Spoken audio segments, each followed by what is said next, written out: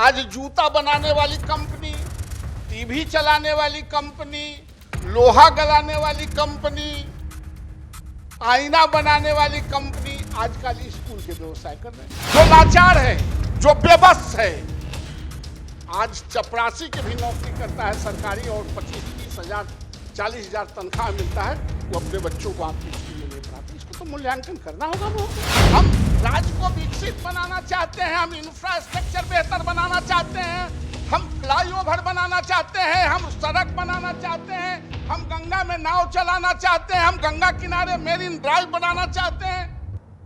ये किसके लिए? कौन इस पर चलेंगे? कौन इसको सुसज्जित रखेंगे? पेंशनधारी पर नजर इसलिए लोग घर में रखते हैं कि उनको पेंशन आने वाला। होली दशहरा में पेंशन नहीं दीजिएगा तो उनको बाल बच्चा घर में चबूतरों पर बैठने देगा।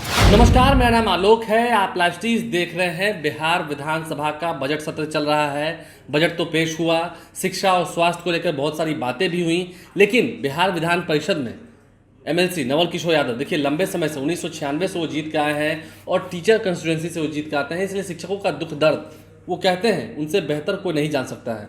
जो शिक्षक कार्यरत हैं या जो रिटायर हो चुके हैं, पेंशन भोगियों को भी पेंशन नहीं मिल रहा है। क्यों नहीं मिल रहा है? अभी होली का त्यौहार आया है, वो क्या खाएंगे? घास भूसा? ये बातें, ये ज़मीनी स्तर की बातें उन्होंने बिहार विधान परिषद में उठाई हैं। शिक्षकों के दुख दर्द को उठाया है। और बिहार में शिक्षा का स्तर क्या है?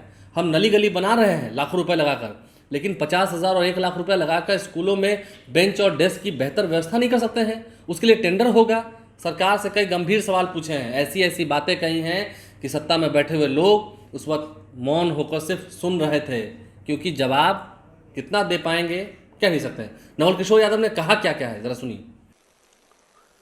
महामहिम राज्यपाल महोदय के अभिभाषण में यह जोर दिया जाए, परंतु राज्यपाल महोदय ने अपने अभिभाषण में यह नहीं कहा। राज्य सरकार सभी संबद्धता प्राप्त डिग्री एवं इंटर महाविद्यालयों के शिक्षकों एवं शिक्षकेतर कर्मचारियों के वेतन भुगतान हेतु हर वर्ष समय पर अनुदान का भुगतान सुनिश्चित करेंगे। मैं सोचता था महोदय कि जो महामहिम जो दस्तावेज पढ़ रहे हैं, जो राज्य सरकार की उपलब्धियों को गिना रहे हैं, राज्य सरकार ने जो संचालन किया है उसकी उपलब्धियों को आईना के तरह, लोकतंत्र में कहते हैं राज्यपाल का अभिभाषण आईना के तरह चमकता है, लेकिन उसके शिक्षा में कोई खास प्रतिबिंब नहीं आ रहे थे। जो महत्वपूर्ण बातें हैं वो उसमें नहीं जुटा हुआ था। महोदय, आज क्या है, राज्य के 80% जो बच्चे, अभी संजय सिंह जी जो बखान कर रहे थे, डाटा दे रहे थे 12 लाख और 16 लाख, उसके 80% बच्चे गांव, गरीब किसान मजदूरों के बच्चे, गांव और पगडंडियों में रहने वाले बच्चे, ये वित्तरहित स्कूलों, कॉलेजों, इंटर कॉलेजों और डिग्री कॉलेज से शिक्षा ग्रहण करते हैं।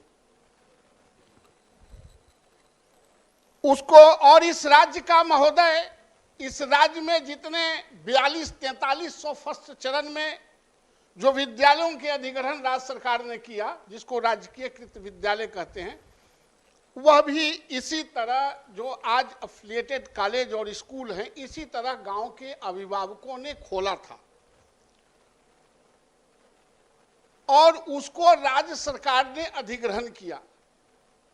राज्य सरकार का हाई स्कूल खोलने में कोई बहुत योगदान नहीं रहा। ये गांव के अभिभावकों ने, जो पूर्व के जो लोग हमारे अभिभावक थे, वे समझते थे कि आने वाले कल में 21वीं सदी में जितना व्यक्ति को जीने के लिए ऑक्सीजन की जरूरत है, उतना ही एजुकेशन की जरूरत पड़ेगा। इसलिए चंदा करके, बिहरी करके, लोगों से भीख मांग के, देह से मजबूती से काम करके स्कूलों और कॉलेजों को बनाया है।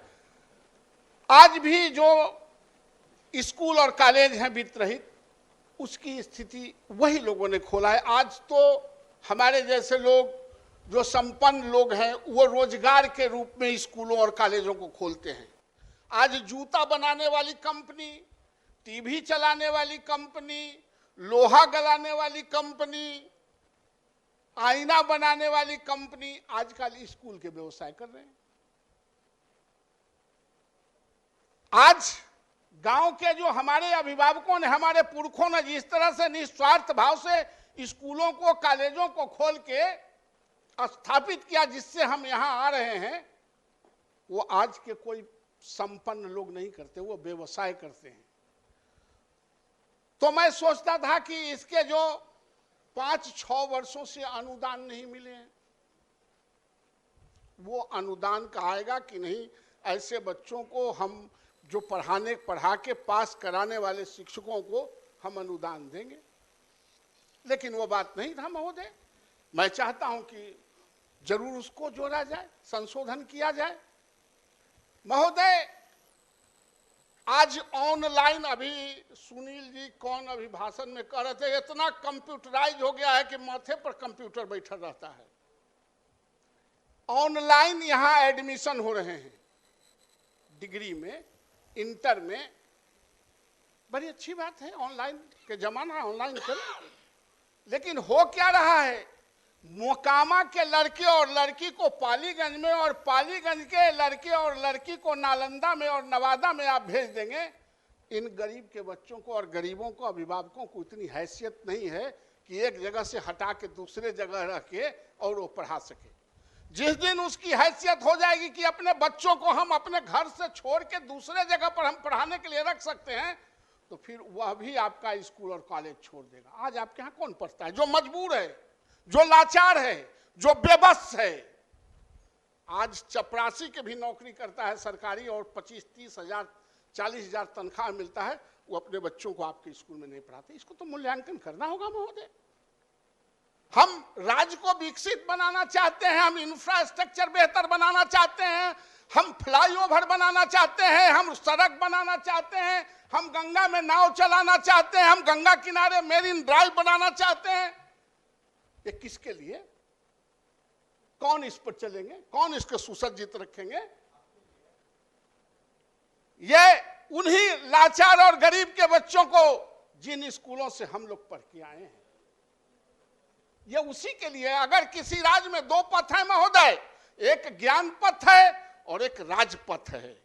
राजपथ को बेहतर बना दिए और ज्ञान पथ में गड्ढा रह गया, तो वो राजपथ भी दुरुस्त नहीं रहेगा। जब ज्ञान में गड्ढा होगा तो उसमें भी गड्ढा पैदा कर देगा। महोदय, मैं यह कहना चाहता हूं, आप सब काम करें, लेकिन राज्य का विकास तो तब होगा जब आपके आने वाले कमिंग जनरेशन, जिनके कंधों पर बिहार की जिम्मेवारी और भारत की जिम्मेवारी 21वीं सदी में सौंपना है। कोई अंतिम व्यक्ति इस सोसाइटी में नहीं होता है महोदय। जो आया है उसको जाना पड़ेगा, जो शुरुआत किया है उसके अंत होंगे। इसीलिए हर अभिभावकों ने अपने जनरेशन को आगे बढ़ाने के लिए उसको ट्रेंड करता है, और राज्य सरकार भी ट्रेंड करना चाहती है। आज स्कूलों में क्या है, राज्य सरकार ने स्कूलों को उत्क्रमित कर दिया। प्राइमरी स्कूल को, मध्य विद्यालय को, और प्रिंसिपल इंटरमीडिएट के पढ़ाने वाले बच्चों के प्रिंसिपल होंगे मैट्रिक पास हेडमास्टर। अरे आप वहां हेडमास्टर भी दे दीजिए ना।